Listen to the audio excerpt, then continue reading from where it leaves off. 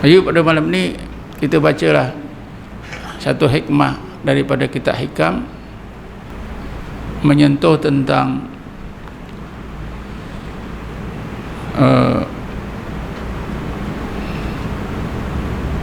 puncak kita mengenal Allah Subhanahu Wa Taala, iaitu musyahadah hati kita terhadap Allah Subhanahu Wa Taala.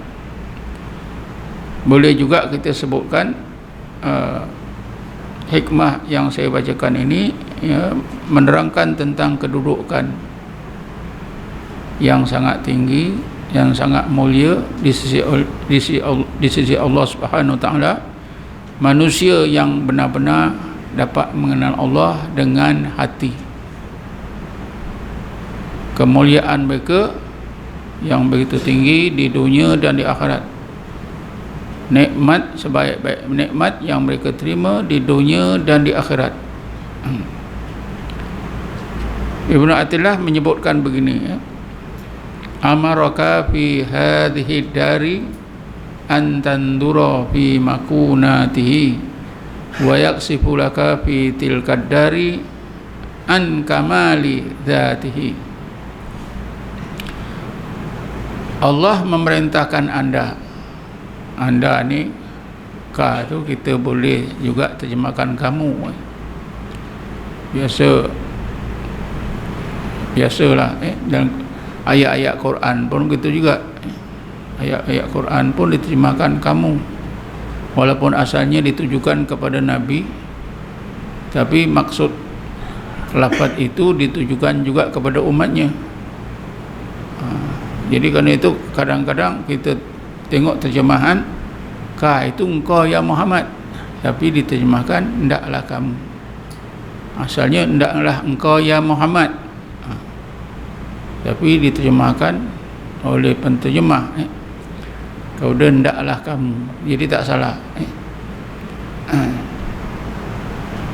Jadi Ibnu Athilah dia menyebutkan amaraka fi hadhihi dari an tandura fi makunatihi.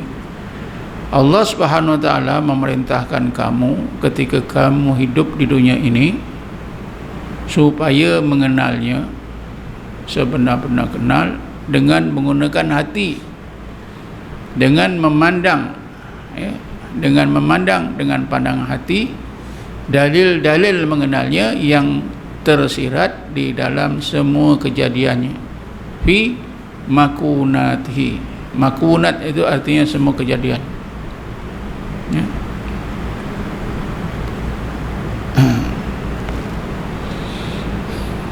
Allah Subhanahu Wa Taala memang memerintahkan kita ya, supaya kita kenal Allah. Dan salah satu cara kita kenal Allah ni ialah supaya kita memandang kejadiannya. Pertama dengan mata kepala. Lalu pada malam ni Ibnu Athilah mengingatkan kita tak cukup dengan mata kepala, tapi perlu kita tingkatkan dengan pandangan mata hati. Bismillahirrahmanirrahim. Walillahil masyriqu wal maghribu. Semua kepunyaan Allah, daripada masyrik dan maghrib, artinya semua itu kepunyaan Allah. Allah punya. Fa aynama tuwallu fasamma wajhullah. Kemana pun kamu pandang, nescaya kamu akan rasa wujudnya Allah Subhanahu Wa Taala. Ini kan perintah daripada Allah pada kita supaya kita gunakan pertama mata kepala kita melihat semua kejadian Allah yang kita boleh lihat. Biasanya zahir kejadian. Dan ini adalah kaedah ya. Dengan ini juga Allah mengajar kita satu kaedah mengenal Allah, iaitu melihat kejadiannya. Tak ada kecuali. Fa'inama tuwallu. Tengok tangan, tengok jari kita, tengok kuku kita, tengok wajah kita. Di luar sana kita tengok pokok-pokok, binatang. Kita menyelam ke laut, banyak kejadian Allah yang pelik-pelik dongak ke langit nampak bulan bintang cerkawalah. Ini dengan mata kepala. Tapi di samping mata kepala ni tentulah juga dengan mata hati. Fa aina ma tuwallu, ke mana pun kamu pandang. Pertama dengan pandangan mata, kedua dengan pandangan mata hati.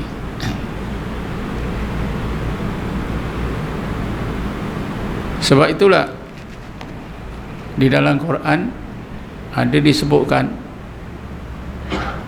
segulungan umat Nabi Muhammad yang telah berjaya mengenal Allah dengan menggunakan pandangan hati, memandang dalil-dalil mengenal Allah yang tersirat dalam kejadian-kejadiannya yang di langit dan di bumi. Gulungan ini ialah gulungan ulul albab. Bismillahirrahmanirrahim. Inna fi khalqis samawati wal ardi wa ikhtilafil laili wan nahar laayatil liulil albab. Sesungguhnya di dalam kejadian-kejadian Allah yang di langit dan di bumi. Nak di dalam bukan di luar. Bila kita tengok seekor lembu dengan mata kepala, itu luarnya.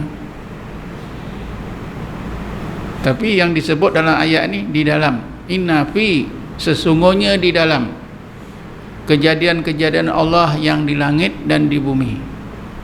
Di dalam peredaran masa malam dan siang terdapat dalil-dalil ayat-ayat mengenal Allah yang dapat dilihat oleh pandangan hati ulul albab.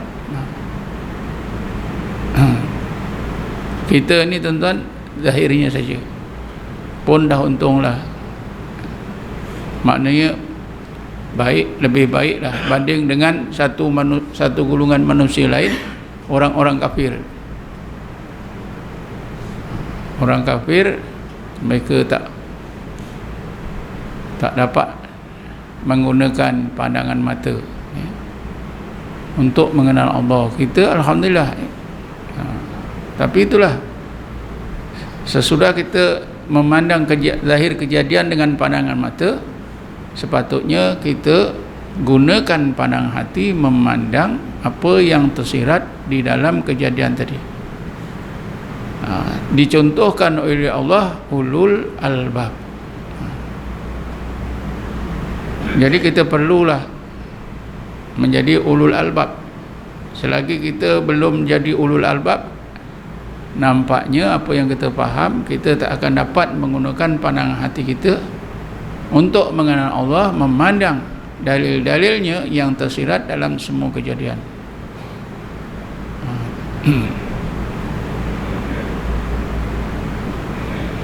Jadi sebab itulah Ibnu Athilah tadi sebutkan, amaraka fi hadhihi dari an tandura fi makunatihi. Allah memerintahkan kamu ketika kamu hidup di dunia ini untuk mengenalnya sebenar-benar kenal dengan menggunakan pandangan hati, memandang dalil-dalilnya yang tersirat dalam semua kejadian.